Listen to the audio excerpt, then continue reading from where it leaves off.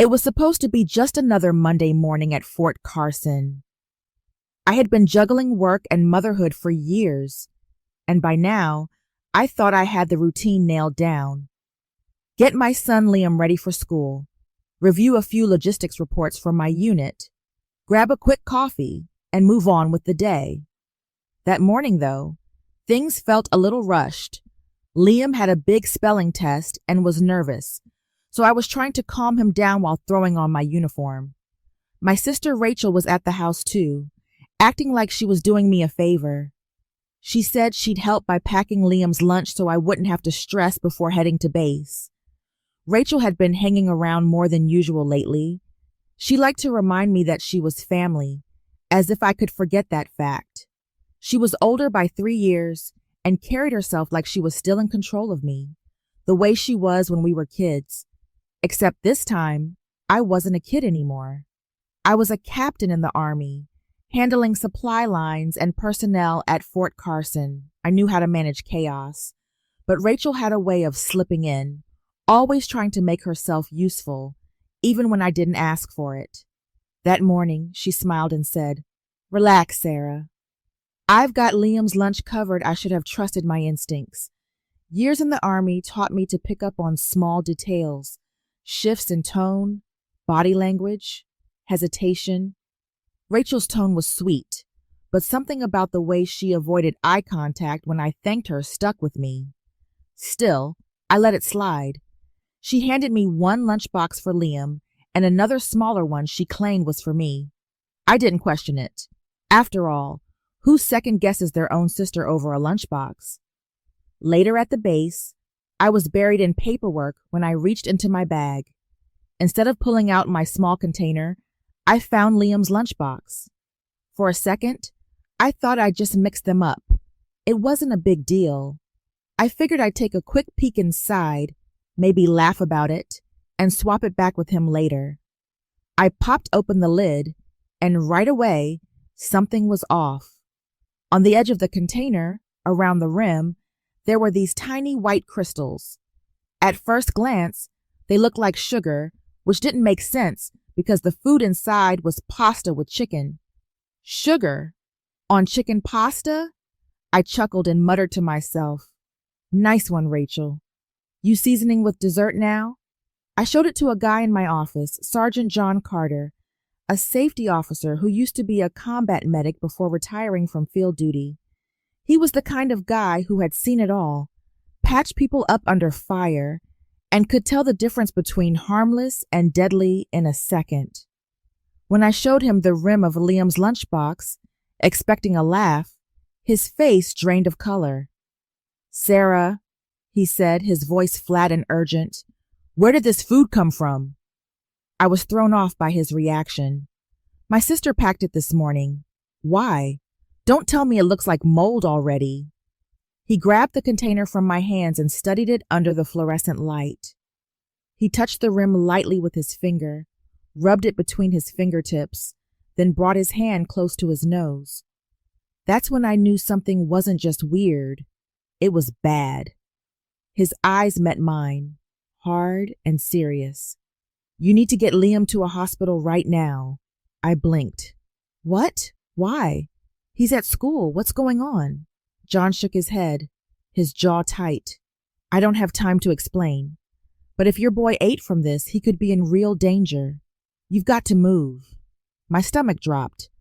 I'd heard him bark orders in training exercises before, but this wasn't training. This was pure fear in his voice, the kind that doesn't show up unless someone's life is on the line. "You're not joking," I pressed.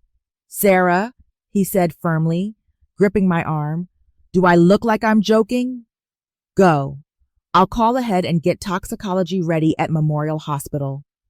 I grabbed the lunchbox, shoved it back into my bag, and bolted. My heart was pounding as I called the school on the way out, telling them to keep Liam in the nurse's office until I arrived. My driver, who had been with our family for years, saw my face and didn't even ask questions when I told him to step on it. The ride to Memorial Hospital, Colorado Springs was a blur of red lights and honking horns. I clutched that lunchbox, like it was evidence from a crime scene. For all I knew, it was.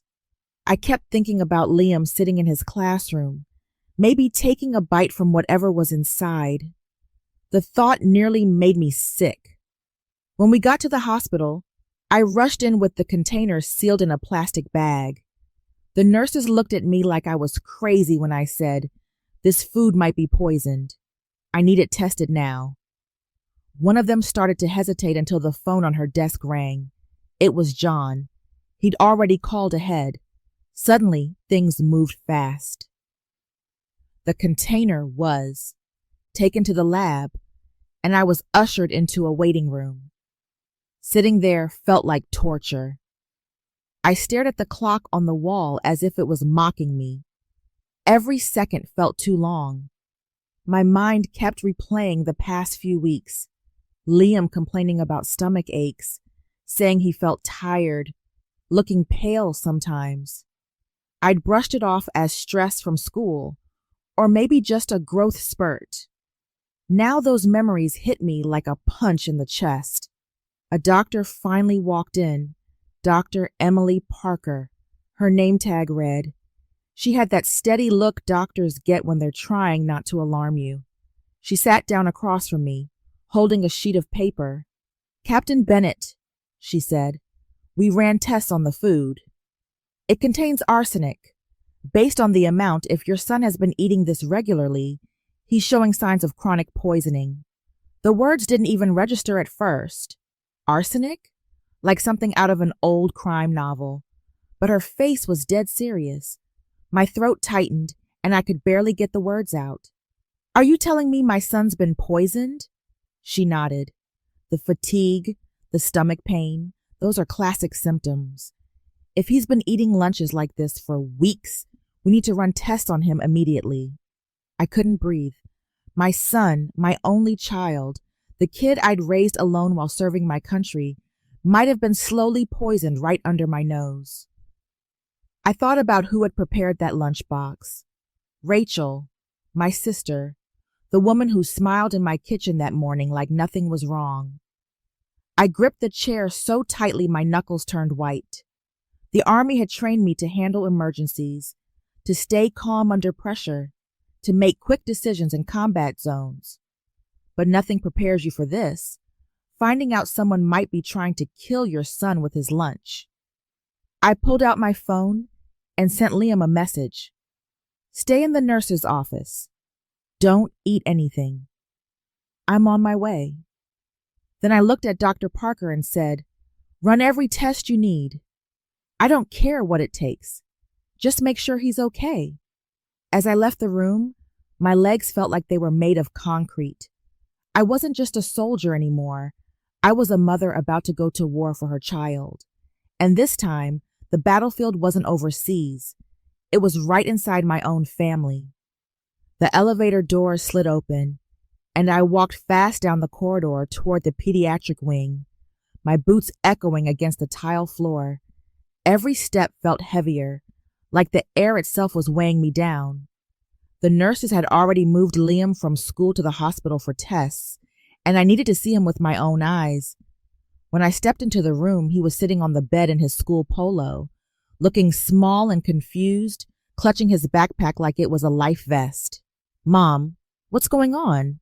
he asked, his voice a mix of nerves and innocence. I forced a steady tone. "They just need to run some tests, bud.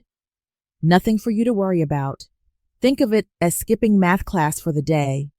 He gave me a half smile, the kind a kid gives when they're not sure if they should believe you. A nurse slid a blood pressure cuff around his arm, and I moved to the corner, gripping my phone tight in my hand. Dr. Parker came in with a clipboard. "We've started blood work and urine samples," she said, speaking quietly but firmly. "If there's arsenic in his system, we'll find it." I nodded, not trusting my voice. My military brain wanted to treat this like an operation, gather intel, analyze threats, execute a plan. But this wasn't a mission briefing. This was my son, and someone close to me was trying to kill him. While Liam sat for more tests, I paced in the hallway. I dialed Sergeant Carter. He picked up on the first ring. Tell me you got him checked. He's here.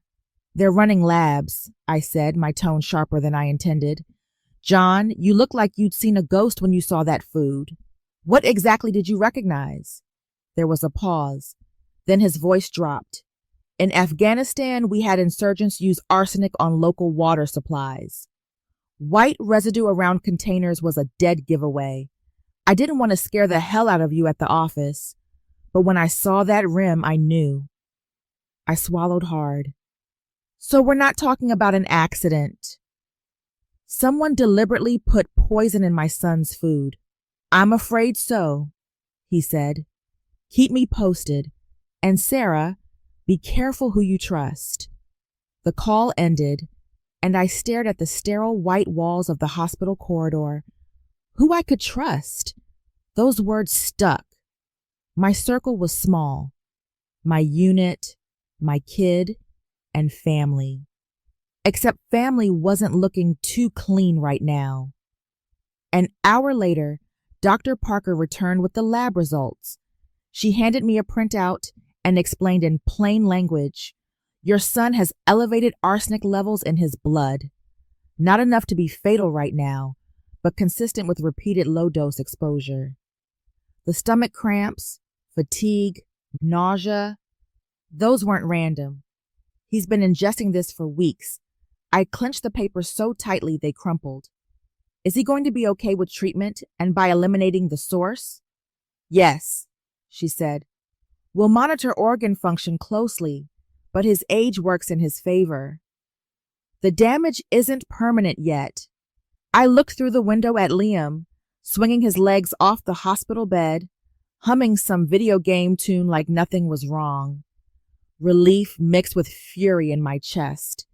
He was alive for now, but someone had been trying to make sure that wouldn't last. Back in the room, Liam glanced at me nervously. Am I sick, Mom? I sat on the edge of the bed and brushed his hair back. You've just been eating something that doesn't agree with you. The doctors are fixing it. He frowned. Was it the spaghetti Aunt Rachel made? It always tasted weird. The words hit me like a hammer. He remembered. He noticed, and I had ignored it because I wanted to believe that in family meant safety. I kissed his forehead and said, Don't worry about that anymore. You're safe now? When he finally drifted off for a nap, I pulled out my phone again and scrolled through messages from Rachel. They were full of casual check-ins and fake cheer. How's my favorite nephew? Hope he liked lunch today. The audacity made my stomach turn. I stepped into the hall and called James Wilson, my attorney who'd handled my estate planning for years. When he picked up, I cut to the chase. James, pull up my will. I need to confirm something. He sounded puzzled. That's an odd request in the middle of the day. Did something happen? Just do it, I snapped, then softened. Please, James. It's urgent. He agreed to meet me later that evening. I hung up and pressed my back against the wall, sliding down until I was sitting on the cold floor.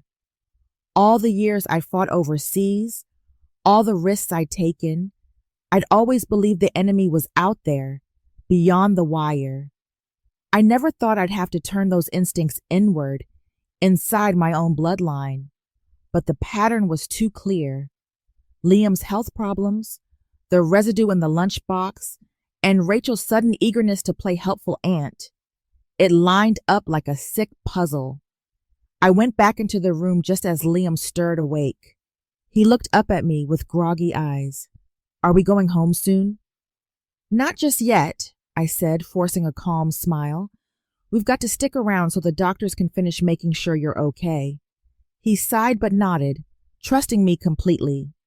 That trust was a weight on my shoulders, heavier than any rucksack I'd ever carried. When the nurse brought in a tray of bland hospital food, I stopped her and inspected it myself before letting Liam touch it. Old habits die hard.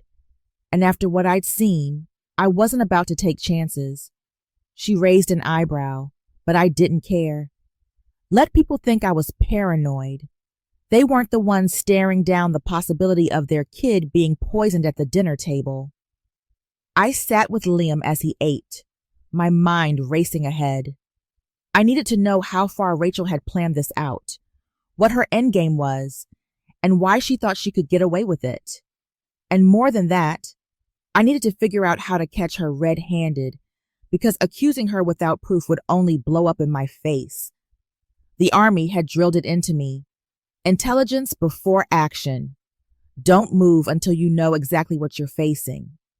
My gut told me this wasn't just about resentment or jealousy. There was something more calculated at play. Money, control, legacy. I just had to connect the dots. As Liam finished eating and curled back under the blanket, I glanced at my phone again. Rachel had texted, "How's Liam?" He seemed tired this morning. I didn't respond. Instead, I slid the phone into my pocket and sat back in the chair, my arms crossed, watching over my son. The pieces were coming together, and I could feel the storm building. I left Liam dozing under the thin hospital blanket and walked out into the cool evening air. The weight of the day sat heavy on my chest, but sitting still wasn't an option. I dialed Detective Michael Reed, an old contact from my early days at Fort Carson when he was still serving as a military police officer. If anyone understood both the civilian and military sides of an investigation, it was him. He answered on the second ring. "Captain Bennett, been a while." "What's going on?" I didn't waste time. "Michael, I think someone's been poisoning my son. We've got lab tests showing arsenic in his system." There was a sharp pause on the line. Then his voice turned crisp. "That's not something you joke about." "Where are you now?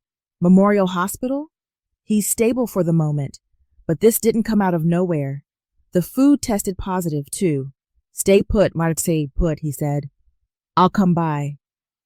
When Reed arrived, he still had that same no-nonsense presence I remembered. He wore plain clothes now, but the way he scanned the parking lot before approaching told me the cop instincts never left.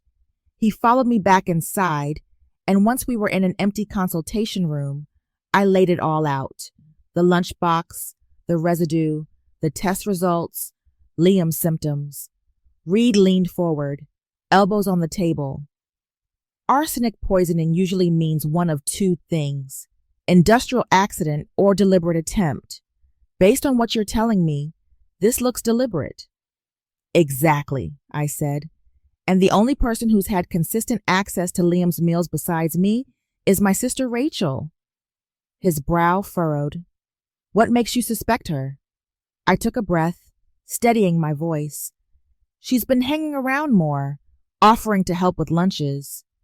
Liam even mentioned her spaghetti always tasted off. On top of that, she's drowning in debt. Credit cards, personal loans. She's up to her ears," Reed scribbled notes in a small pad. "Debt creates motive, but motive alone isn't proof." I clenched my fists. "Then we find proof." He nodded slowly. "We'll need to establish opportunity, means, and intent. If Rachel's really behind this, she didn't just stumble into arsenic. That's not something you buy at the corner store. I'll put in a discreet request to see if her name pops up on any flagged purchases or online orders." I sat back staring at the floor. There's another piece. My will. If something happens to me, Liam inherits everything. But since he's a minor, his guardian would control it. Rachel is listed as his guardian if I'm gone. That got Reed's attention. "So if you die, she gets control of the money and your foundation until Liam comes of age." I nodded. "Every cent." He let out a low whistle. "That's more than just motive. That's a financial jackpot." I called James Wilson again and put him on speaker. Within minutes, he confirmed the details. "Yes, Sarah, your sister is listed as Liam's guardian if you pass away. And yes, that gives her control of assets until he's 18. That was set up years ago when Liam was a toddler. You said you wanted a family member as guardian rather than a stranger." I closed my eyes. That decision, made with good intentions, had just turned into the perfect incentive for Rachel to take me out of the picture. James's voice crackled over the speaker. Do you want to revise the will? We can make immediate changes. I looked at Reed, then back at the phone. Not yet. If she's behind this, making changes now could tip her off. I need her to think she's still in line to benefit. James hesitated, then agreed. Understood. But Sarah, this is dangerous ground. Be careful. After the call, Reed tapped his pen against the table. So here's where we stand.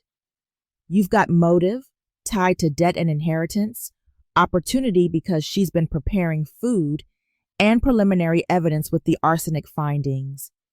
What you don't have yet is hard proof linking her directly to administering the poison. I folded my arms. Then we set a trap. His eyes narrowed, but there was respect there too. That sounds like your army brain talking. Damn right it is, I said. If Rachel thinks she's playing chess, she needs to know she's sitting across from someone who's been trained to win under pressure. I want surveillance in my kitchen, hidden cameras, audio, the works. If she's poisoning food, I want it on record. Reed leaned back, considering. We can get authorization for a discreet setup. It won't be admissible in every courtroom, but it'll help build probable cause.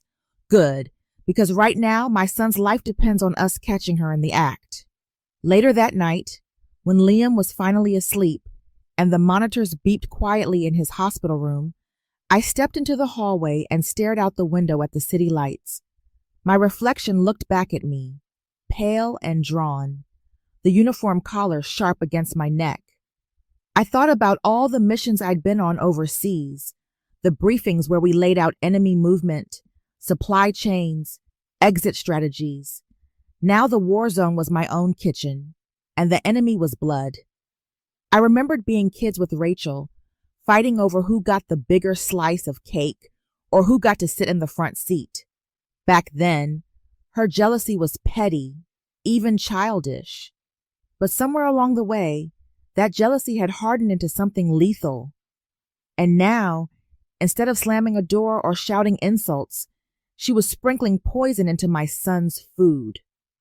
My phone buzzed with a new message. It was from Rachel.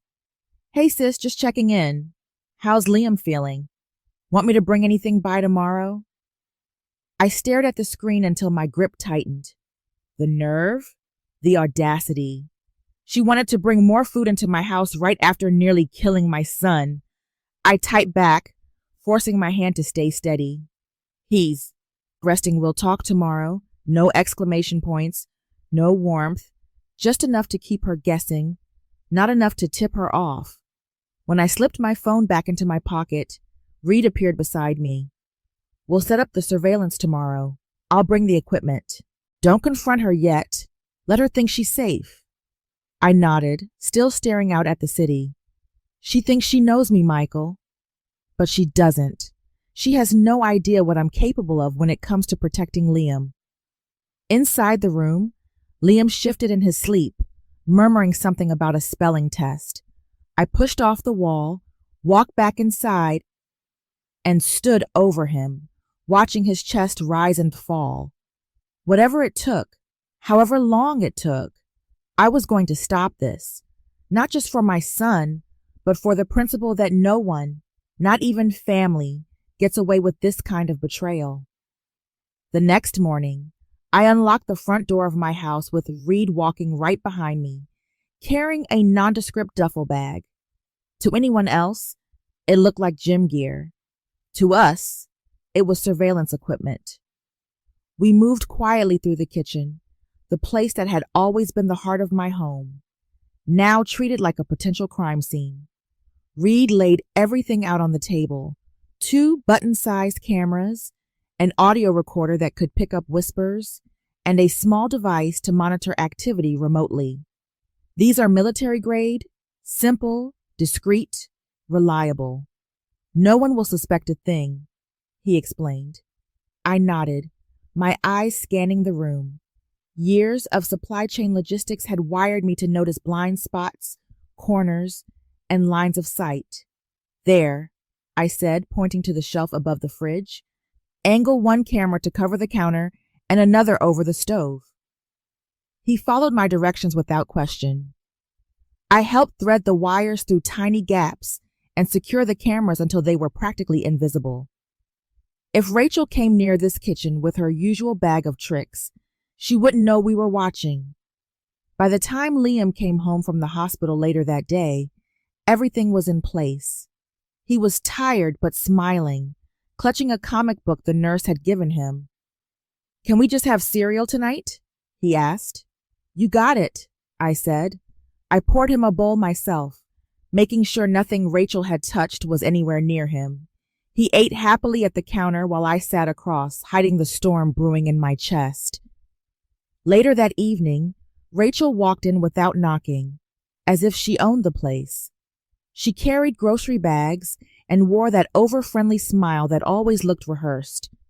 "I thought I'd make dinner for everyone. My treat," she announced, holding up a bag of produce.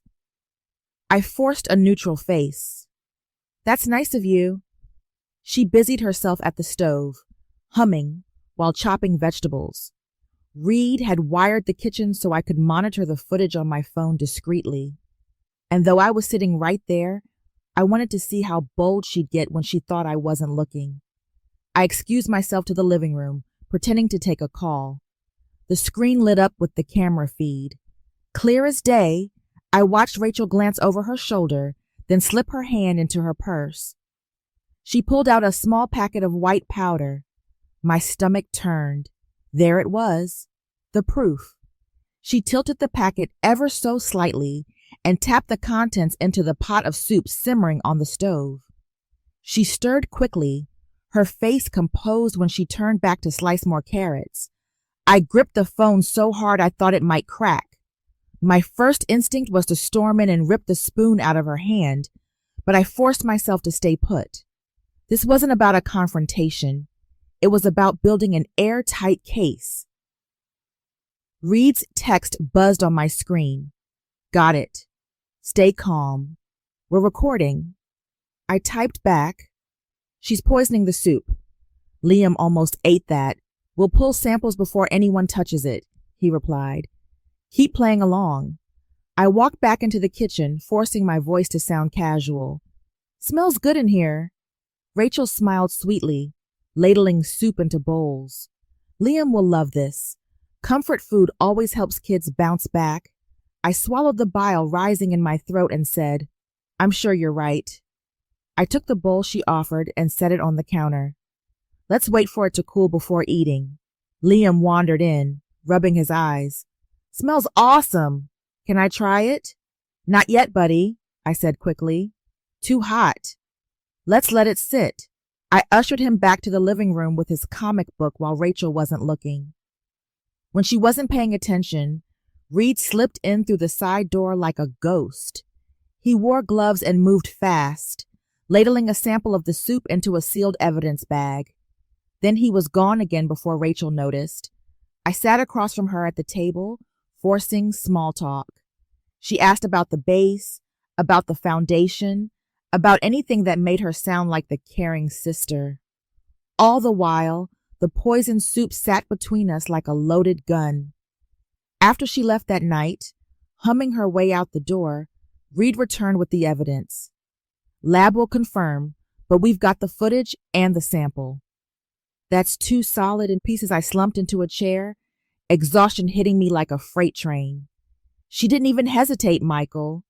She just did it like she'd done it 100 times. He nodded grimly, which means she probably has. This wasn't a one-off. She's been at it for a while. I thought back to the weeks Liam had been complaining about stomach aches. How many meals had she tampered with? How many times had I brushed off his fatigue as school stress? The guilt pressed hard on my chest, but anger was stronger. "She's escalating," I said. "And if she thinks I'm planning to change the will, she'll double down." Reed leaned against the counter, arms crossed. "Then we let her think she's winning." People like Rachel get sloppy when they believe they're ahead. That's when we nail her. I got up and started scrubbing the pot. even though it was already clean. My hands needed something to do, some way to burn off the fury. I want her caught red-handed. No loopholes, no excuses. Reed gave a short nod. You'll have it. We'll line everything up. Lab results, footage, your testimony, the doctor's reports. When this goes to court, she won't have a leg to stand on. That night, after Liam was tucked into bed, I sat at the kitchen table staring at the silent cameras. The house felt different now, colder, even with my son asleep upstairs. My home, once the safest place I knew, had been turned into a hunting ground by someone who shared my blood. I thought about my deployments overseas, about villages we secured where mothers begged us to protect their children from threats lurking outside their homes. I never thought I'd be the one needing protection for my own child, not from strangers, but from my own sister. As the clock ticked past midnight, I forced myself to breathe steadily. This wasn't over, not by a long shot, and if Rachel thought she was the hunter in this game, she was about to find out she'd picked the wrong prey. The following day, I stood at the kitchen counter pouring coffee when Rachel breezed in like she owned the place. She carried herself with that fake cheer she always put on when she wanted something. Morning, sis. I thought I'd stop by and make breakfast for my favorite nephew, she chirped. I took a slow sip of coffee, buying time to lock down my expression. That's thoughtful, I said flatly. He's still upstairs getting dressed. She set her purse down on the table and immediately began pulling groceries out of the bag. Eggs, bread, juice. Nothing suspicious on the surface, but I knew better. I glanced at the hidden camera, light on my phone already rolling. As she cracked eggs into the pan, I leaned against the counter and said casually, James Wilson called me last night. We were talking about updating some paperwork for the foundation. Her whisk froze mid-air. It was subtle, but I caught it. Her smile stayed plastered on, but the pause gave her away. Oh, updating paperwork? What for? I shrugged, feigning nonchalance, just thinking of shifting more of my assets directly into the Valor Home Foundation. Makes things easier for the board. Her jaw tightened for half a second before she forced a laugh. You and your causes, always giving things away. I like helping people, I replied, locking eyes with her, especially veterans' families. They deserve it. She stirred the eggs a little too aggressively, metal scraping hard against the pan. Sure, but you also have to think about Liam. He's your son. Shouldn't he come first? He does, I said firmly. That's why I make sure he's taken care of, but he'll be fine. The foundation needs stability, too. The tension in the room was thick enough to choke on.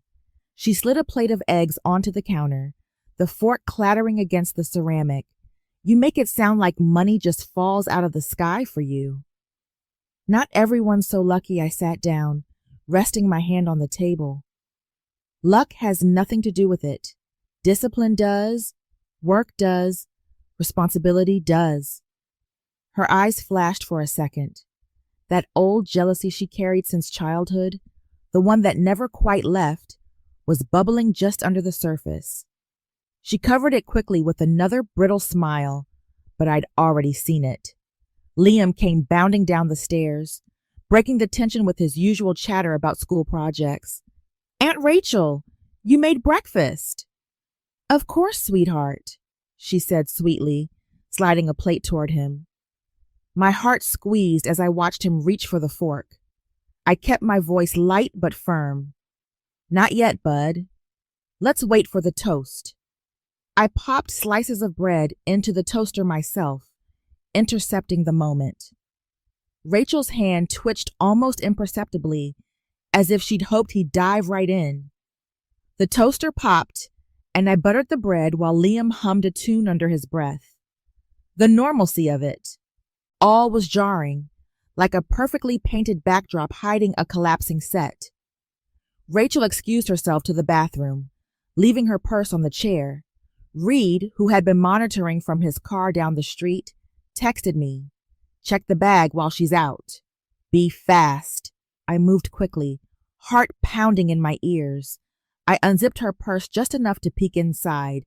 There it was again, a folded packet of fine white powder tucked under her wallet.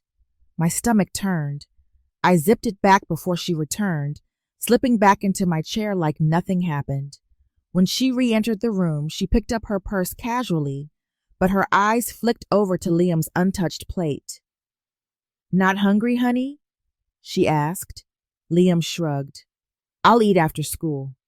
I stood. "I'll drive him today," I said quickly. "I've got time." Her smile tightened, but she nodded. "Of course." "I'll see you both later." As soon as we were outside, Liam skipped ahead toward the car. I caught Reed's eyes from across the street. He gave me a sharp nod. He had everything he needed: the packet, the footage, and the timing. The drive to school was quiet until Liam piped up. "Mom, why don't you ever eat Aunt Rachel's food?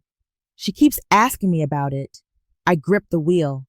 "Because I'm watching my diet," I said smoothly. "And you don't have to eat it either if you don't like it." He tilted his head. "It does taste weird sometimes, like metal." The words cut straight through me. He had noticed, but he hadn't known how to explain it. I forced a smile into my voice. "Then don't eat it anymore, bud. Stick to what I make." At the base, I parked and pulled out my phone to check the footage again. The video clearly showed Rachel slipping the powder into the eggs when she thought I wasn't looking. It was undeniable. Reed called me. "She's cracking." The mention of moving assets rattled her. "She's going to push harder now."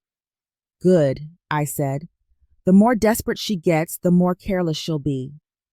All that evening, back at the house, I sat across from Rachel again as she sipped wine like it was any other family night. She tried to talk about old memories, high school dances, family road trips, but I wasn't buying it. Every word out of her mouth felt rehearsed, like she was trying to lull me into forgetting what I already knew. I leaned back in my chair. "Do you ever wonder what it would have been like if things were different? If you joined the army instead of me?" Her smile faltered. "Me? Please. I don't take orders from anyone," I said, my tone sharp. "You always wanted control." She set down her glass with a little too much force, wine sloshing over the rim. Maybe I just didn't like playing second fiddle my whole life. The silence that followed was thick. Liam, thankfully, had gone upstairs already. I let her words hang in the air, studying her. That bitterness wasn't new. It was the same venom she'd carried for years. Now it was just more literal. I stood gathering dishes. "Well, at least now we know who's really in control of this house," I said evenly. Her eyes narrowed, but she didn't reply. She grabbed her purse and muttered something about leaving early. I watched from the window as she walked to her car, her shoulders stiff, her movements jerky. When the tail lights disappeared down the street, I exhaled slowly. The psychological battle was shifting. She thought she was manipulating me with fake smiles and poisoned meals, but the truth was, every move she made was one step deeper into the trap. I locked the door, turned off the kitchen light, and climbed the stairs to check on Liam, who was already asleep, sprawled out with his comic book still open on his chest. Standing there, I made myself a silent promise. No matter how twisted this game became, I would not lose. Not to her, not ever. The following morning, I sat at my desk at Fort Carson, going through supply chain reports when my phone buzzed with a message from Reed. "Need to meet." Got something, I excused myself under the pretense of checking inventory in the motor pool and drove out to the diner just off base where he liked to hold low-key meetings. He was already there, nursing burnt coffee like he enjoyed punishing himself. He slid a flash drive across the table. "We pulled the footage from the camera in your kitchen." "It's clean." Shows her sprinkling the powder when she thought you weren't looking. And she didn't just do it once, multiple times. I plugged the drive into my laptop right there in the booth, ignoring the waitress giving me side eye for setting up shop during the lunch rush. The footage rolled and my stomach clenched. Rachel's movements were deliberate. She opened a little vial, tilted it just enough, tapped the rim, and stirred the food with a calm face. Not a hint of hesitation. Reed leaned in. We also had the lab run test on those eggs you saved. High levels of arsenic, lethal if taken consistently. She's escalating. I shut the laptop with a snap. So it's not just suspicion anymore. It's hard evidence, he nodded. We're past speculation. But here's the thing. She's careful about timing. She only doses when she thinks you're distracted. That means she's aware you're watching her. She'll get sloppier, though. Pressure's working. My jaw tightened. Then we crank it up. That afternoon, I stopped by my attorney's office. He was an older man, steady and meticulous, the kind of person who didn't waste words. I asked him to come to my house later in the week to discuss revisions to my will. He raised an eyebrow but agreed. I didn't need the revisions. I needed the performance.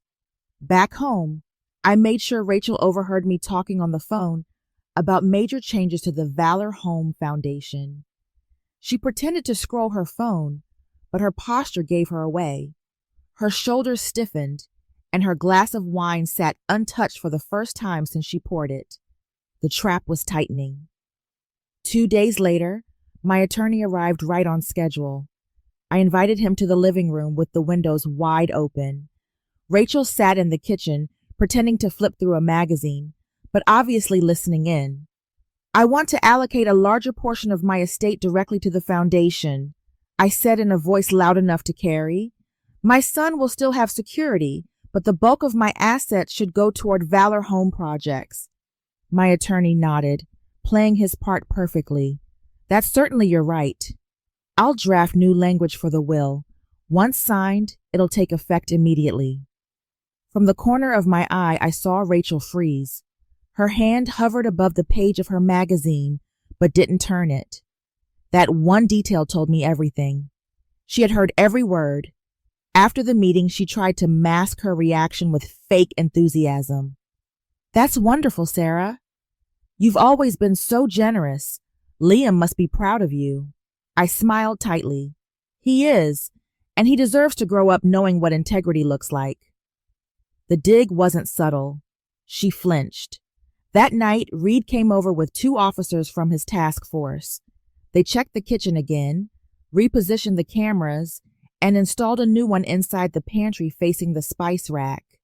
If she slips anything in again, we'll see it crystal clear, he said. We didn't have to wait long.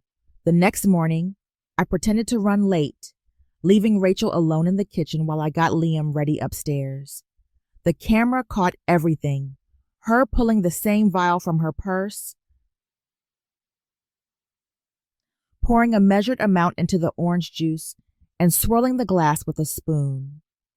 When Liam came bounding downstairs, she slid the glass in front of him with a smile that made my skin crawl. I intercepted immediately. Hold up, buddy. Don't forget your vitamins. I swapped the juice with a water bottle from the fridge before he noticed. Rachel's smile twitched for just a fraction of a second. She recovered quickly, but the damage was done.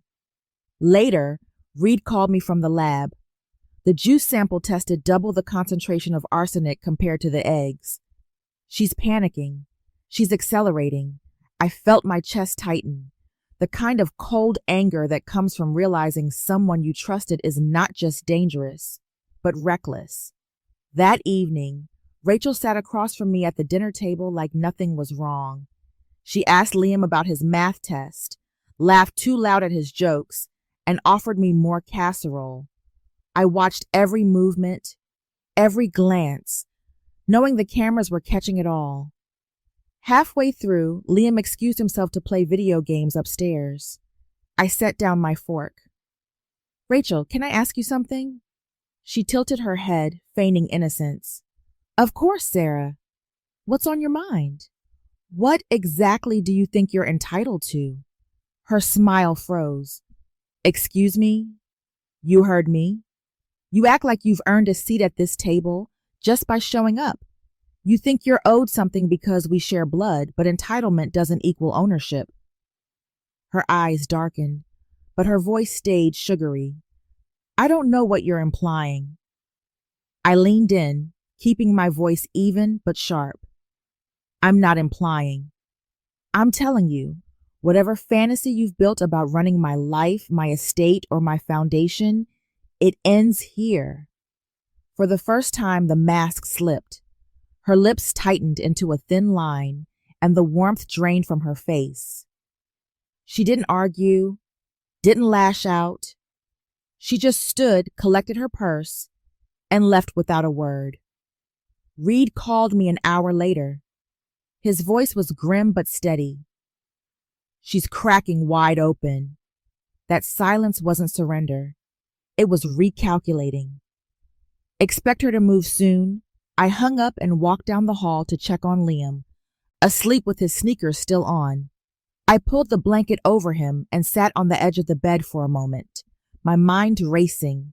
The trap was nearly set. She thought she was closing in on her prize, but in reality, every move tightened the noose she had tied around her own neck. And all I had to do was keep playing along.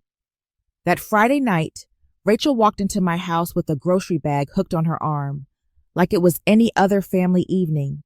She called out, I thought I'd treat everyone tonight. Homemade soup, my specialty. I stood at the counter, phone buzzing with Reed's message. Stay calm. We're live on the feed. The cameras were hidden, the mic tested, the food samples ready to be collected afterward. Everything was in motion.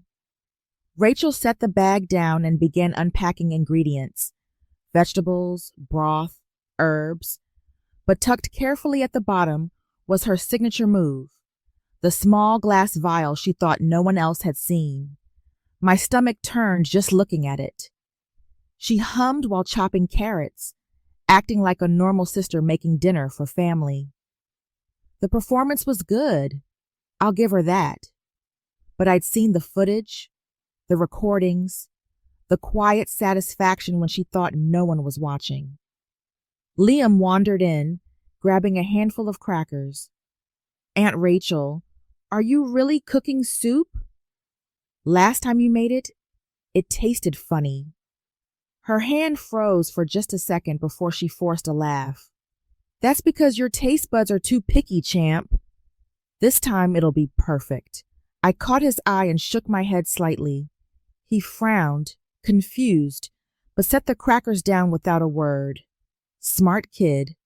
Dinner was served an hour later. Rachel ladled the soup into 3 bowls, placing Liam's in front of him first. As always, she added a piece of bread to the side and touched his shoulder gently, smiling like the picture of an attentive aunt. My throat tightened. Reed's words replayed in my head. She'll escalate. Watch for it. I waited until Liam picked up his spoon. Then I casually reached for the bowl. Mind if I try the first bite? Just to make sure your aunt hasn't burned it. Rachel chuckled, but her eyes darted quickly toward me, then the bowl, then back. Of course. Go ahead. I took a sip, forcing myself not to gag. The bitterness wasn't subtle anymore. I set the spoon down, smiling thinly. Not bad. Liam shrugged and pretended to keep eating, just a few half-hearted bites before pushing his bowl away. I'm full, Mom. I had snacks earlier. Rachel's smile flickered. Already? But I made it special for you. He'll eat more later, I said firmly, collecting his bowl and setting it in the sink. My hand shook slightly, but I masked it by running water over the dishes. Behind me, I could feel Rachel's stare boring into my back. Later that night, Liam pulled me aside in his room. Mom, why don't you trust Aunt Rachel's food? You never finish it, and you don't let me eat it. I knelt beside him. Because sometimes people don't have our best interests at heart. You don't need to worry about the details right now. Just promise me you won't eat anything she gives you unless I say so. His eyes were wide, but he nodded. Okay, Mom. I trust you. When he finally fell asleep, Rachel was still there, lounging on the couch with a glass of wine like she didn't have a care in the world. She glanced up. He's asleep already? Yes, I said. She swirled her glass, studying me. You've been acting different lately. Suspicious. Almost like you don't appreciate all the effort I put in around here. I folded my arms. Funny. I thought you liked helping family. Her smile curved, but it didn't reach her eyes. I do, but sometimes I feel like you think I'm expendable. Like no matter what I do, it's never good enough for you. I held her stare. If you want recognition, you'll have to earn it. Honestly, that's how the world works. Her fingers tightened around the stem of her glass. Not everyone gets what they deserve. That was the closest thing to a confession I'd ever heard from her. She left shortly afterward, muttering something about needing an early night. I locked the door behind her and exhaled, hands trembling. Reed called within minutes. The soup sample's already at the lab. I don't need to tell you it tasted wrong. No, you don't, I muttered. The next morning, Reed met me outside the precinct. He handed me the test results. Concentration levels were nearly double the last batch. If Liam had kept eating that soup every night, he wouldn't have lasted another month. She's rushing. My throat went dry. She thinks I'm signing the new will soon. She's running out of time, he nodded. And when people run out of time, they make mistakes. That's what we're counting on. That weekend, I invited Rachel over again. She arrived with her usual performance face on, smiling big and talking about some spa trip she wanted to take. She made dinner, pasta this time, and again the vial appeared. I didn't stop her. I needed more. During dinner, Liam played along like a champ, pretending to feel tired after a few bites. He rubbed his stomach and groaned. I think I need to lie down. Rachel rushed to his side, fussing over him, with a tone that sounded genuine to anyone who didn't know better. But I was watching her eyes. There was no panic there, just calculation. She was measuring the success of her plan. When Liam excused himself, I leaned back in my chair and asked, "How's the pasta? Taste good to you?" She raised an eyebrow. Of course. Why? Wouldn't it? No reason. Just wondering if you like what you've made. The silence stretched between us like a taut wire. She smiled finely, but it was thin, brittle. I always make sure my family's well taken care of.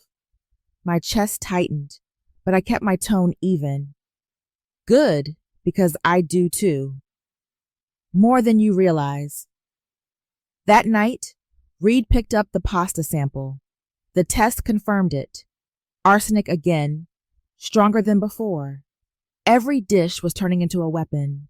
Every bite a gamble. I stood in the kitchen afterward, staring at the empty plates. The woman who shared my blood had sat at my table, fed my son poison, and smiled through it all. The danger wasn't hypothetical anymore. It wasn't just suspicion or bitterness or jealousy. It was lethal, sitting in front of me at every meal, and I knew the time for subtlety was running out. 2 nights later, Reed parked a nondescript sedan across from my house. He carried a folder thick with notes and a face that didn't waste time. "Sarah," he said quietly, "we've got enough evidence to arrest her already. But if you want a confession that nails her beyond appeal, we need something more dramatic." I closed the door behind him. "What do you have in mind?" He looked me square in the eye. "A staged medical emergency. We make her believe Liam's already paid the price. If she thinks she succeeded, she'll let her guard down. People brag when they think they've won." The thought of putting Liam through a stunt like that made my stomach churn. But I also knew he was tough. He had grown up with a mother in the army, used to discipline and responsibility. I told Reed, If he agrees, I'll do it. We sat Liam down at the dining table that night. I explained carefully, keeping my voice calm. Honey, this is serious. We need to make your aunt believe she's hurt you so the police can stop her. It means pretending you're sick, even pretending you don't wake up. Can you do that? His face paled. Like in the movies? Yes, exactly like that, I said, holding his hand. But you'll be safe the whole time. Doctors and officers will be right there. You'll just be acting. He bit his lip, then nodded. If it helps you, Mom, I can do it. I hugged him so tightly I thought I might crush him. My son had more courage than some soldiers I'd led. The plan moved fast. Reed coordinated with a doctor at Evans Army Community Hospital, setting up a room with the hidden cameras and monitors. The staff agreed to help. They'd seen enough real tragedies and were glad to help prevent another. The following evening, the stage was set. Dinner looked normal, but we all knew the script. Rachel came over, chipper and smug, carrying a pie she claimed she just had to bake. She cooked as if nothing were wrong, slipping the vial from her purse when she thought my back was turned. The camera caught it all. At the table, Liam picked at his food, then clutched his stomach. Mom, I don't feel good, he whispered, collapsing against his plate. I jumped up, my heart hammering even though I knew he was acting. Liam, stay with me. Rachel leapt from her chair, putting on a flawless performance of concern. Oh my God, what's wrong with him? He was fine a minute ago. Her voice trembled, but her eyes betrayed her. They were watching, measuring, calculating. I dialed the prearranged number, shouting into the phone, My son's unconscious! He's not breathing. Within minutes, the paramedics arrived. 2 undercover officers in scrubs. They loaded Liam onto a stretcher, hooked to monitors that mimicked a flatline. Rachel tried to push past me. I'm his aunt. I should come with him. I grabbed her arm. No, I'm going. Stay here? Her hand trembled, but she didn't argue. That told me everything. At the hospital, Liam lay still on the bed, wires taped to his chest. Makeup paled his skin, and a monitor beeped steadily with a blank rhythm. I sat beside him, clutching his hand. He opened one eye just long enough to whisper, Am I doing okay? I kissed his forehead. You're perfect. Don't move. Reed stood in the corner, arms folded. When she gets here, I keep it together. Let her think she's won. She'll show her true face. 40 minutes later, hurried footsteps echoed down the hall. Rachel stormed into the room, hair tousled, eyes glassy with crocodile tears. Sarah, what happened? Is he... I covered my face with trembling hands. He didn't make it. Her body went slack for a split second, like relief had just washed through her veins. Then she threw herself onto the bed, crying into Liam's still arm. No, not Liam, she wailed, but the tone was hollow. Leaning close to his ear, she whispered words I wasn't meant to hear, but the microphone caught perfectly. Finally, it's done. My blood went cold. She straightened quickly, realizing what. Slipped. Sarah, I can't believe this. How could this happen? I stared at her, my tears genuine, even though the death was fake. My son was alive, but hearing her celebrate his supposed end cut deeper than any wound I'd carried in combat. Reed gave me the smallest nod from the corner. Stay calm.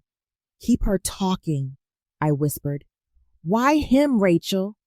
Why my boy? She blinked, caught off guard, then scrambled for a lie. I don't know what you mean. He was sick, wasn't he? He'd been weak for months. Her story crumbled under the weight of her own arrogance. She had whispered the truth already. The officers outside tightened their grip on the cuffs waiting in their hands. But Reed didn't signal yet. He wanted more. I leaned closer. If this was about money, You could have asked me for help. If this was about recognition, you could have earned it. Why poison him? Why try to destroy your own family? Her mask slipped again just for a moment. She sneered, her voice low. Because you've had everything. The career, the respect, the son, and what did I get? Nothing. This was my way to even the score. The microphone caught every word. Reed finally gave the signal. Liam opened his eyes at that exact moment, sitting up abruptly. Rachel screamed and stumbled backward, her face draining white. You're supposed to be... This isn't possible. I stood, fury boiling through me. He's alive, Rachel, and you just confessed to everything. Reed and 2 officers stepped into the room, badges flashing. Rachel Bennett, you're under arrest for attempted murder and conspiracy to commit murder. She spun toward me, desperate. Sarah, you can't let them do this. We're sisters. I shook my head, my voice like steel. You stopped being my sister the moment you tried to kill my son. The cuffs clicked around her wrists. She struggled, cried, cursed, but there was no way out. Liam slid off the bed, clinging to my side. His small voice shook. Mom, she really wanted me gone. I pulled him close. But you're here. You're safe. That's what matters. Reed glanced at me. We got it all. The audio, the video, the confession. She's finished. As they dragged her from the room, Rachel twisted in the officer's grip, eyes wild. You'll regret this, Sarah. You'll regret it. I didn't answer. I held Liam tighter, staring at the door long after it slammed shut behind her. The trap had worked, but the damage, the betrayal, ran deeper than I'd ever imagined. Liam was still clutching my arm when they pulled Rachel into the adjoining interrogation room. Through the one-way mirror, we could see her slumped in a chair, hair messy, wrists locked in handcuffs. For once, she didn't look composed or smug. She looked cornered. Reed stood next to me, arms crossed. She's going to fight, but she's cracked already. This is where the truth spills out. The doctor who had helped stage the fake death walked in with a clipboard, setting down the medical report on the table in front of Rachel. Your nephew survived, she said calmly, but we found something in his system. Arsenic. Do you want to explain how that ended up in his food? Rachel's head snapped up. That's ridiculous. I don't know anything about arsenic. Her voice was sharp, but her hands betrayed her, trembling so much the cuffs rattled against the table. Reed entered the room, his badge glinting under the fluorescent light. He sat down across from her, flipping open a folder thick with photos and lab reports. We have video of you sprinkling powder into meals. We have test results confirming arsenic. We have audio of you saying, and I quote, "Finally, it's done. You want to keep pretending? Go ahead. But the evidence doesn't lie." Rachel laughed nervously, a short, sharp sound that echoed too loudly. You twisted this. Sarah set me up. She always hated me. I felt Liam stiffen beside me, but I put my hand on his shoulder, grounding him. Reed didn't flinch. Sarah didn't put the poison in the food. You did. Sarah didn't whisper relief over her nephew's body. You did. Rachel's eyes darted toward the mirror, like she could feel me watching. For a moment, her mask slipped completely, and the raw anger on her face was uglier than anything I'd ever seen. She leaned forward, hissing through clenched teeth. You don't know what it's like to be the one left behind. She got the uniform, the medals, the respect. I got nothing but scraps. Nobody asked if I wanted to be part of the spotlight. Nobody cared that I was drowning, so I made my own way. Reed's voice was calm but razor sharp. By poisoning a child? Rachel's chest rose and fell fast, but she didn't answer. He slid a copy of the will across the table. We also know your motive. If Sarah dies, Liam inherits. If Liam dies first, You become the legal guardian and, eventually, the one in control. That was your plan, wasn't it? Her jaw worked furiously. It wasn't supposed to be like this, she muttered, almost to herself. She was going to sign it all away to charity. I couldn't let her. I wanted to storm in and scream at her, but I stayed still, nails digging into my palms. This was her confession. She didn't even realize how deep she was sinking. Reed leaned in. Say it clearly. You poisoned Sarah's son because you wanted control of her money and her foundation. That's the truth, isn't it? Rachel's breathing hitched. She slammed her cuffed hands on the table. Yes, fine. I did it. I was tired of living in her shadow, tired of being the nobody. I wanted what she had, and Liam was the obstacle. Happy now? The silence after those words was deafening. My heart pounded so loud I thought Liam might hear it. He turned to me, eyes wide and wet, whispering, She admitted it, Mom. She really did. Reed stood, signaling to the officers waiting outside. That's enough. Book her 2 uniformed officers entered, hauling Rachel to her feet. She fought, kicking the chair backward. Her voice cracked as she shouted, Sarah, you think you've won, but you'll regret this. You've always regretted me. Her eyes met mine through the mirror as they dragged her out. I didn't look away. When the door slammed shut, Liam pressed into me, his small arms wrapping around my waist. Why would she hate you that much? I brushed his hair back, fighting the lump in my throat, because sometimes people can't handle their own jealousy. They think tearing others down will fill the hole in their life, but it never does. Reed turned toward us, his voice softer now. She's not getting out of this one. With the recordings, the lab results, and that confession, the DA will have her locked down. You did everything right, Sarah? I shook my head slowly. No, I just did what any mother would do. The weight of it hit me only then. The poison, the lies, the betrayal by my own sister. Years of shared history reduced to evidence bags and transcripts. I looked at Liam and knew the truth. This had changed us both forever. The rest of the night was a blur. Officers filed paperwork. The doctor removed Liam's fake monitors, and Reed walked us back to the car under the dim parking lot lights. Go home, he said. We'll handle the rest. On the drive, Liam stared out the window, quiet. When we pulled into the driveway, he finally asked, Does this mean we're safe now? I gripped the steering wheel. It means she can't hurt us anymore, but it also means we move forward. We don't live in fear. Inside, the house felt different, like the air itself had shifted. The kitchen, where Rachel had stood smiling while she stirred poison, was now evidence of her betrayal.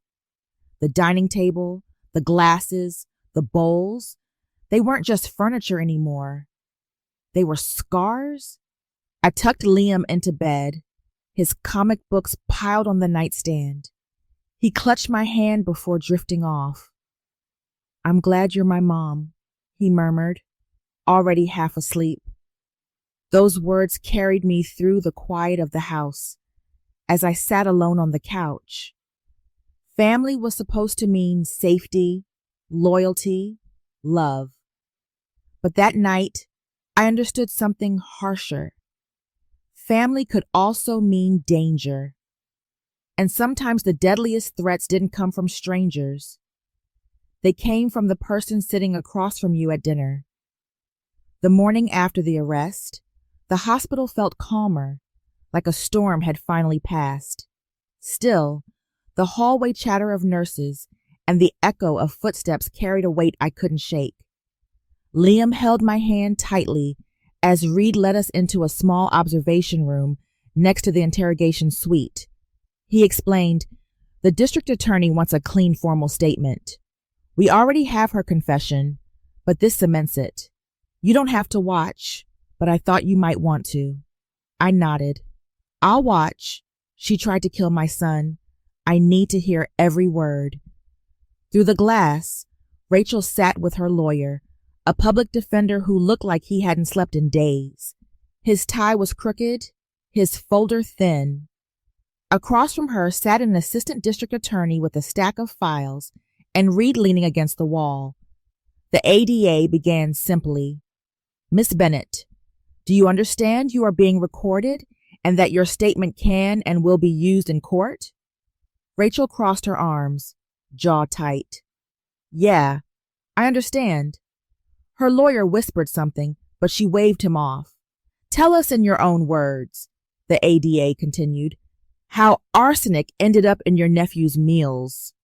Rachel laughed bitterly, the sound sharp and hollow. "You want the truth? Fine. I researched it. Online forums, black market sellers.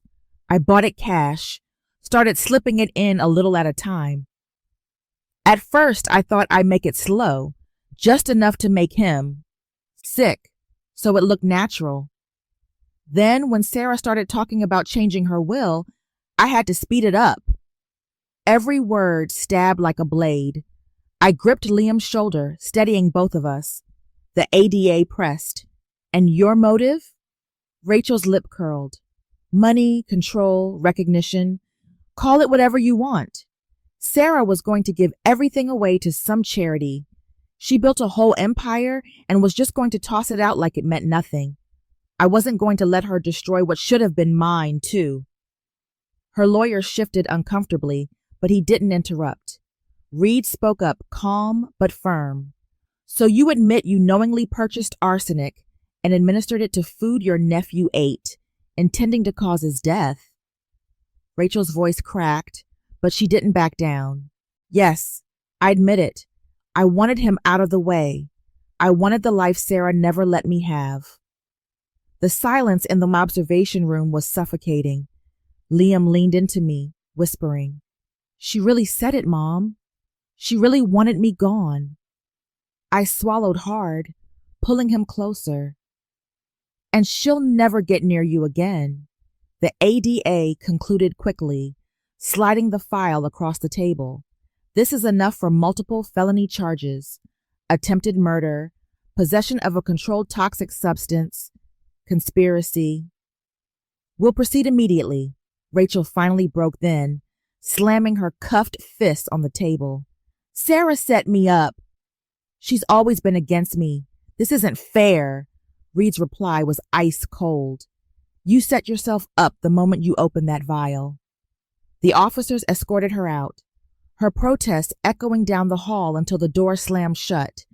I sank into a chair, head in my hands. Liam stood silently, his face pale but resolute.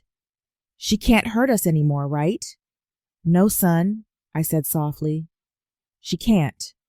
That afternoon, the media storm hit. Local channels ran headlines. "Army captain exposes sister's poison plot." Reporters crowded the hospital entrance, trying to catch a glimpse of me and Liam. Reed advised we keep a low profile. "Let the story burn itself out. Focus on your son. We'll handle the circus back home." The house felt foreign. The kitchen table, once just a place for meals, had become a crime scene in my mind. I bagged the last of Rachel's things into a box. Her jacket she left on a chair, a scarf hanging on the coat rack, a stray perfume bottle in the bathroom. Each item reeked of betrayal. I set the box on the porch and told Reed to collect it as evidence. Liam wandered in, holding one of his comic books. "Mom, can we ever be normal again?" I knelt, meeting his eyes. "Normal might look different now, but yes, we'll be okay because we have each other." He nodded slowly, leaning against me. The next day, I met with my attorney downtown. The office smelled faintly of leather and old paper, grounding me. "We need to revise everything," I told him firmly. "The will, the foundation documents, the guardianship papers. My sister is never to be considered in any legal way. Not now, not ever." He nodded. "We'll file immediately. And Sarah, I'll testify personally about her arrest if it ever comes to probate court." Driving back, I passed the gates of Fort Carson, the flag whipping in the wind. For years, the Army had taught me about vigilance, strategy, sacrifice. None of that training had prepared me for this, but all of it had helped me survive it. That night, Liam and I ate takeout pizza at the coffee table. No homemade meals, no pretenses, just greasy boxes and soda cans. He looked at me and grinned. This feels safer. I laughed, the sound surprising me. Maybe it is. But when he fell asleep on the couch, I sat in the dim glow of the lamp and let the raw truth sink in.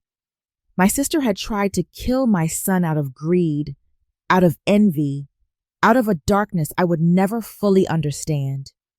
It wasn't just a family drama anymore. It was evidence, courtrooms, headlines, and consequences. And while the system would take it from here, the scars were ours to carry. I looked over at Liam's sleeping face and whispered, "You're safe, and you'll stay safe." That's a promise. The truth had torn our family apart, but it had also stripped everything bare. No illusions, no fake smiles, no second chances, only the truth. The courthouse was packed the morning Rachel's arraignment was scheduled. Reporters clogged the steps outside, microphones in hand, calling my name as if I were some celebrity instead of a soldier who'd just seen her family implode. I kept my head down, one hand on Liam's shoulder, the other clutching the folder Reed had given me with transcripts, lab reports, and video stills. Inside, the fluorescent lights buzzed overhead, sterile and unforgiving. Rachel sat at the defense table in an orange jumpsuit, her hair limp, her eyes darting everywhere but toward me. She looked smaller somehow, stripped of the smug confidence she always carried. The judge entered, gavel striking wood.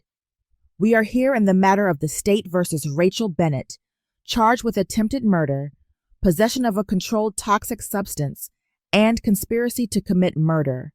The words hung heavy in the air. Liam shifted nervously beside me, but I kept my hand steady on his back. The prosecutor laid out the case methodically. The poison meals, the lab results, the surveillance footage, the audio confession. Each piece landed like a hammer blow. The defense tried to argue stress, jealousy, even mental health struggles, but nothing could erase the evidence. At one point, the prosecutor played the video of Rachel slipping powder into Liam's orange juice. Gasps rippled through the courtroom. A reporter scribbled furiously. The judge's expression hardened. I looked at Liam, who stared at the screen with wide eyes. He whispered, "That's what she did every time." He added, throat tight, "Yes, and now everyone knows." When it was time for testimony, I took the stand. My uniform felt heavier than ever, but it gave me strength. I spoke clearly, recounting the nights Liam got sick, the moment I saw the vial, the staged hospital emergency. I described the fear, the betrayal, the realization that my own sister was trying to destroy my son's life for money and recognition. The defense attorney tried to rattle me. "Captain Bennett, isn't it true you and your sister had a strained relationship for years? That there was tension long before this?" "Yes," I answered without hesitation. "But tension doesn't explain poison in a child's meal." "Only intent," he had no response. Rachel finally took the stand herself. Her lawyer whispered urgently, but she waved him off. She stared straight ahead, voice shaking. "Sarah has always been the golden one. She got the Army career, the respect, the son everyone admired. I got left behind. Nobody cared what happened to me. Nobody ever noticed me. And yes, I was angry. Yes, I wanted more. But I never wanted to hurt Liam." The prosecutor pounced. "Then how do you explain the arsenic in his food? How do you explain your own words caught on tape saying, 'Finally, it's done'?" Rachel faltered. Her eyes filled with tears, but they looked rehearsed, hollow. I I was angry. I didn't mean it like that. The courtroom wasn't buying it. Neither was the jury.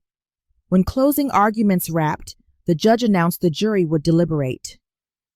The next morning, court was adjourned, but the weight of it lingered. As people filed out, Rachel caught my eye for the first time. She mouthed words silently, but I understood them. You ruined me. Reed guided Liam and me outside through a side exit, away from the media frenzy. In the car, Liam sat quietly, staring at his hands. Mom, he said finally, is she still my family? The question cut deep. I took a long breath. By blood, yes. But family isn't just about blood. It's about love, loyalty, and protecting each other. She gave all that up. He nodded slowly, as if the words made sense, but the pain was still too raw to process. That night at home, I sat at the kitchen table, staring at the empty chair where Rachel used to sit. The silence felt heavier than her presence ever did. The house was safe again, but it wasn't whole. It never would be. The next morning, we returned to court. The jury filed in, their expressions grim. The foreman stood, reading the verdict aloud. On the charge of attempted murder, we find the defendant guilty. On the charge of possession of a controlled toxic substance, guilty. On the charge of conspiracy to commit murder, guilty. The courtroom erupted in whispers. The judge's gavel banged. Rachel slumped in her chair, face pale, eyes unfocused. The judge pronounced the sentence. Rachel Bennett, you are hereby sentenced to 25 years to life in the federal prison without the possibility of parole for the first 20 years. The sound of the gavel striking echoed like finality itself. Rachel's scream cut through the room. Sarah, you did this to me. You destroyed me. I stood slowly, my voice steady. No, Rachel, you destroyed yourself. Liam gripped my hand tightly as the officers dragged her away. Her cries echoed down the hallway until the heavy door shut behind her. Walking out of that courthouse, the cameras flashed. Reporters shouted questions, but none of it mattered. The fight was over. My son was alive. Justice had been served. Still, the cost was written all over Liam's face and in the hollow ache in my chest. We hadn't just lost a sister, an aunt. We'd lost a piece of family that could never be repaired. That evening, Liam and I sat on the porch as the sun set. The air was quiet, peaceful for the first time in months. He leaned against me, voice soft. Mom, do you think we'll ever forget this? I looked out at the horizon, the fading light casting long shadows across the yard. No, I said honestly. We won't forget, but we'll move forward because that's what we do. He nodded, resting his head on my shoulder. For the first time, I felt a fragile kind of peace settle in. Not joy, not celebration, but the beginning of healing. The family we had left was smaller now, but it was stronger. And nothing, no jealousy, no betrayal, no revenge, would ever take that from us again. Weeks after the sentencing, the dust finally began to settle. The headlines moved on to other scandals. The reporters stopped camping outside our house, and the world seemed ready to forget. But for Liam and me, the echoes lingered in every quiet moment. One morning, I woke up before sunrise, the old army habit never leaving me. I brewed coffee and stood at the window, watching the first light stretch across the yard. The house was still, but no longer suffocating. For the first time in months, I could take a full breath without waiting for the next blow. Liam shuffled into the kitchen, hair messy, clutching his backpack. Mom, can you sign this permission slip? Field trip next week. His voice was casual, but the fact that he was talking about school trips and friends instead of hospitals and poison was enough to make my chest ache with relief. Of course, I said, scribbling my signature. What's the trip? The Colorado Springs Pioneers Museum, he said with a grin. I told everyone my mom was in the Army. They thought it was awesome. I laughed, ruffling his hair. Don't make me sound cooler than I am. But deep down, I was proud. Not just because of my career, but because my son could still smile after everything. Later that day, Reed stopped by with paperwork. The DA wanted me to drop these off. Victim impact statement, final reports, all the red tape that comes with closing a case. He looked around the house, nodding at the fresh paint on the kitchen walls. Looks different. It needed to, I said. I couldn't stand looking at the same place where she tried to kill us. He gave me a long look. You did well, Sarah. Most people crack under that kind of betrayal. You didn't. I almost did, I admitted quietly. But I had Liam. That was enough. Reed tucked the folder under his arm. The Army's got your back, too. You know that, right? I do, I said, and I meant it. A week later, I stood at a podium at a Valor Home Foundation event. The room was filled with the veterans, families, and donors. I adjusted the microphone and looked out at the faces before me. When I founded this organization, I began, I thought about sacrifice, service, and how to make sure no soldier or their family was left behind. What I didn't expect was how much my own family would test that mission. In the last year, my son and I faced a betrayal that nearly cost us everything. But we survived. And because we survived, I'm more committed than ever to helping others do the same. Applause filled the room. Liam sat in the front row, beaming at me, and for a moment, all the scars felt like proof of resilience instead of reminders of us pain. After the event, a donor approached me. Captain Bennett, your story. It's almost unbelievable. How did you keep going? I smiled faintly.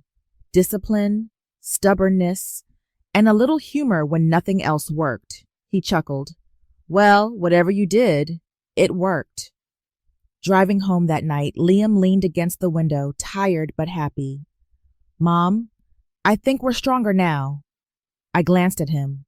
We are. Sometimes life breaks things apart, but that just makes room to rebuild stronger. The weeks rolled into months. School projects, baseball games, foundation fundraisers. Slowly, normal life reclaimed its place. But traces of the past lingered. Sometimes Liam would wake from nightmares, calling my name. Sometimes I'd catch myself scanning every room like I was still on deployment. But healing wasn't about erasing the scars. It was about living with them. One afternoon, I found Liam on the porch with his comic book spread out. He looked up and asked, Mom, do you think Aunt Rachel will ever change? I sat beside him. I don't know. Some people do, some don't. But it's not our job to fix her. Our job is to live our lives, do good, and protect what matters. He nodded slowly. Then that's what we'll do. We sat in silence for a while, the sun dipping lower. For the first time,